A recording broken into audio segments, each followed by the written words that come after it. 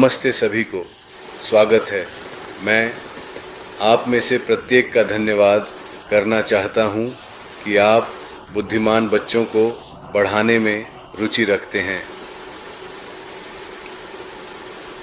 मुझे उम्मीद है कि आपने पिछले 70 वीडियो में से कुछ, अगर अधिकांश नहीं, YouTube पर देखे होंगे और मैं भविष्य में बच्चों के लिए अपनी कक्षा में और अधिक रिकॉर्ड करना जारी रखूँगा ताकि संख्या बढ़ सके।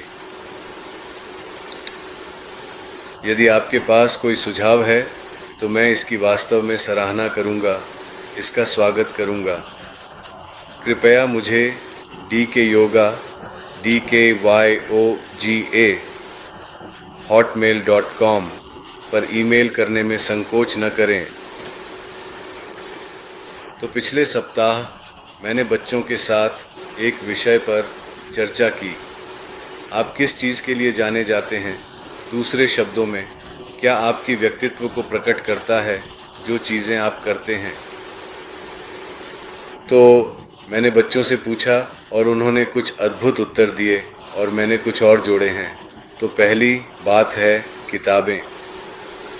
आप जो किताबें पढ़ते हैं या जो किताबें आप खोजते हैं या जिनके लिए आप पूछते हैं, आप उनमें रुचि रखते हैं। उन पुस्तकों में विषय, थीम और संदेश, यही वह चीज़ है जिसे आप चुनते हैं और यह आपकी आंतरिक व्यक्तित्व, आपकी खोज और भविष्य में आप जो सीखेंगे को दर्शाता है। और उन पुस्तकों से प्राप्त संचित ज्ञान कुछ हद तक आपकी व्यक्तित्व को आकार देता है। इसलिए आप उन पुस्तकों से जाने जाते हैं जो आप पढ़ते हैं। आप अपने दोस्तों के द्वारा भी जाने जाते हैं, क्योंकि यह स्वाभाविक है कि आप अपने साथियों, उनकी आदतों, उनके पसंद नापसंद, उनके स्वभाव, वे दूसरों के साथ कैसे व्यवहार करते हैं, उनके दृष्टिकोण, उनके अहंकार की सीमा, उनके गर्व, उनके ज्ञान में रुचि, उनके शिक्षा में रुचि और बड़े लोगों और परिवार के प्रति उनके सम्मान से प्रभावित होते हैं। इसलिए उनकी व्यक्तित्व भी आपकी व्यक्तित्व को प्रभावित करती है। इसलिए अपने दोस्तों को चुनने में सावधानी बरतें। आप सभी को जान सकते हैं, जो भी आपके सामने आता है आप उनके प्रति अच्छे हो सकते हैं, आप उनके प्रति मित्रवत हो सकते हैं, इससे कोई हानि नहीं है। लेकिन जिन लोगों को आप अपने दोस्त के रूप में चुनते हैं, आप उनके साथ नियमित रूप से जुड़ते हैं। उनके साथ खेलें, उनके साथ पढ़ाई करें, फील्ड ट्रिप्स पर जाएं, आदि पिकनिक। इसीलिए आपके दोस्त आपके स्वभाव के बारे में भी कुछ दर्शाते हैं। अगला विषय भोजन और पेय है, क्योंकि भोजन आपके शरीर को आकार देता है। यह कितना स्वस्थ है, यह कितना कमज़ोर है। और भी यदि आपका शरीर स्वस्थ है और किसी भी बीमारी से मुक्त है तो यह आपके विचारों को प्रभावित करता है, आपके मन को प्रभावित करता है, क्योंकि मन शरीर के साथ गहराई से जुड़ा हुआ है। न केवल जुड़ा हुआ है बल्कि यह एक निरंतरता है। इसका स्थूल रूप शरीर है, सूक्ष्म अभिव्यक्ति मन है। इसलिए यह एक प्रणाली है, शरीर मन। इसलिए आप जो भोजन करते हैं वह आपके शरीर को ही नहीं बल्कि आपके मन को भी प्रभावित करता है। यदि आप ठंडा भोजन, बासी भोजन, बहुत सारे प्रिजर्वेटिव्स वाला अप्राकृतिक भोजन और बहुत सारे ठंडे पेय जैसे सोडा आदि का सेवन करते हैं तो यह आपकी सेहत को प्रभावित करता है और इसलिए आपके मन की गुणवत्ता को भी प्रभावित करता है। इसलिए सावधानी बरतें। संगीत जो आप सुनते हैं वह संगीत है जिसे आप स्वाभाविक रूप से आकर्षित होते हैं या आप उन संगीत को सुनने के लिए खोजते हैं। अगर संगीत बहुत तेज़ है, मुख्य रूप से आप जानते हैं मेटल, धातु की ताल, और आप गाने के बोल को मुश्किल से सुन सकते हैं और बहुत शोर है और आप इसे इतनी बार सुनते हैं कि आपका मन विभिन्न कंपन के साथ परेशान हो जाता है। विभिन्न ध्वनियाँ और विभिन्न ध्वनियाँ मस्तिष्क के विभिन्न हिस्सों को उत्तेजित करती हैं और आपके शरीर पर भी प्रभाव डालती हैं, विशेष रूप से रीढ़ और हृदय के माध्यम से। तो अगर आप दूसरी ओर नरम संगीत सुनते हैं जिसमें स्पष्ट बोल होते हैं जिन्हें आप समझ सकते हैं, और वे गहरे बोल होते हैं जिनका कुछ अर्थ होता है, और विशेष रूप से अगर वे शास्त्रीय संगीत या अर्धशास्त्रीय संगीत पर आधारित हैं, तो उनका आपके मन पर न केवल शांत करने वाला बल्कि गहरा करने वाला प्रभाव होता है।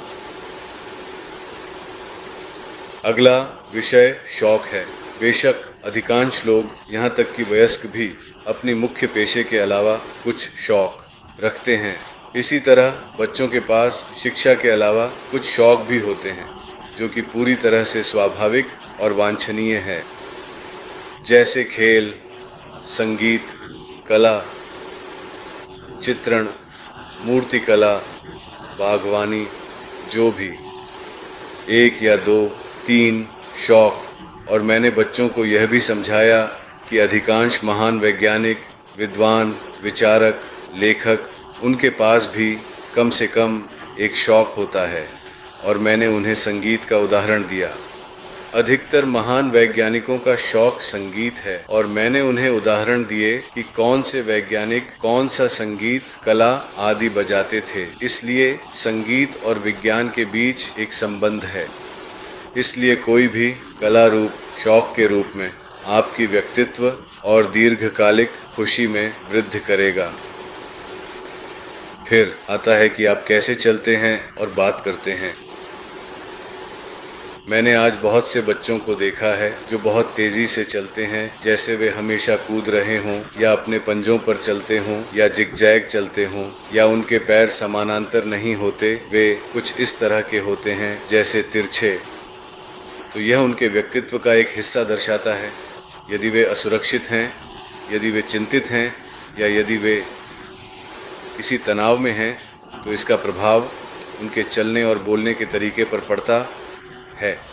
यदि वे स्पष्टता से, शांति से बात करते हैं बिना जल्दी में बहस में पड़े, और वे कुछ स्वर और अभिव्यक्ति के साथ बात करते हैं, तो उनकी आवाज़ उन शब्दों में अर्थ जोड़ती है जो वे बोल रहे हैं। इसलिए यह भी उनके व्यक्तित्व को दर्शाता है। फिर बहुत से लोग दावा करते हैं, और मैंने कुछ किताबें पढ़ी हैं, कि हस्ताक्षर। मुझे पता है कि आजकल हाथ से लिखना फैशन से बाहर हो गया है। आप बस टाइप करते हैं।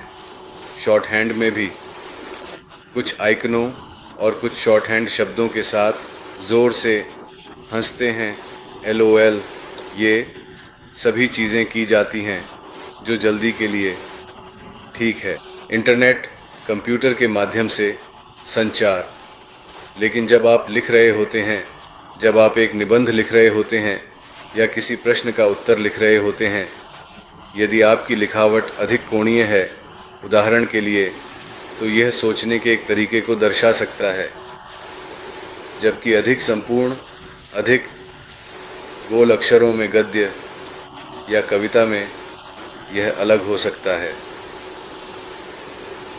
कुछ बच्चे आई पर बिंदु लगाने, पूर्ण विराम लगाने या टी को पार करने पर ध्यान नहीं देते हैं।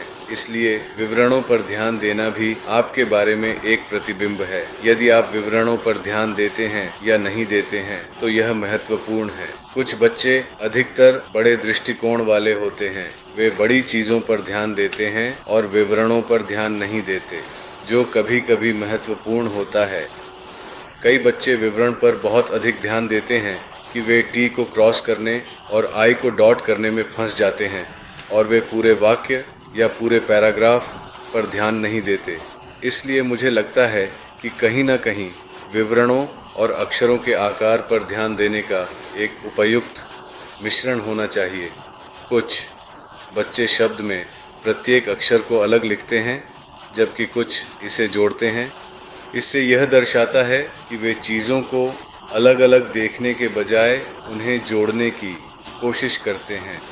तो शायद मैं इसमें बहुत अधिक अर्थ जोड़ रहा हूँ, लेकिन मुझे विश्वास है कि इसमें कुछ ऐसा अर्थ है जो उचित है, जो सही ठहराया जा सकता है। वे भी जब आप कैसे वे अन्य लोगों के साथ व्यवहार करते हैं। इसलिए यदि बच्चे दूसरों के प्रति सम्मान से पेश आते हैं तो इसके बदले में उन्हें भी अपने दोस्तों और परिवार द्वारा सम्मानित किया जाता है। और वे लोगों के साथ कैसे व्यवहार करते हैं उन्हें नहीं पता। यह बहुत महत्वपूर्ण है। हर बच्चे को यह जानना चाहिए कि उनके दोस्त उन लोगों के साथ कैसे व्यवहार कर रहे हैं जिन्हें उनके दोस्त नहीं जानते।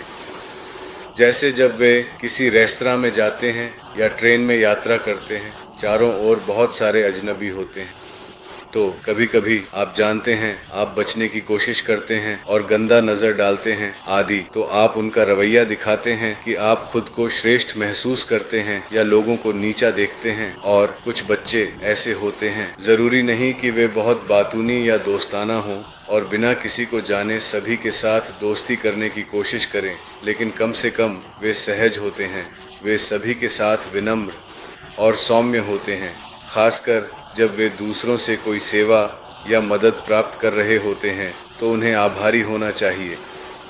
तो ये वे प्रकार की बातें हैं जो मैंने बच्चों को बताई कि यह आपके आंतरिक अस्तित्व, आपकी व्यक्तित्व को दर्शाता है और लोगों के साथ व्यवहार करते समय आप भी उनसे प्रभावित होते हैं और आप उन्हें प्रभावित करते हैं। तो इसमें एक प्रकार का इंटरेक्शन होता है।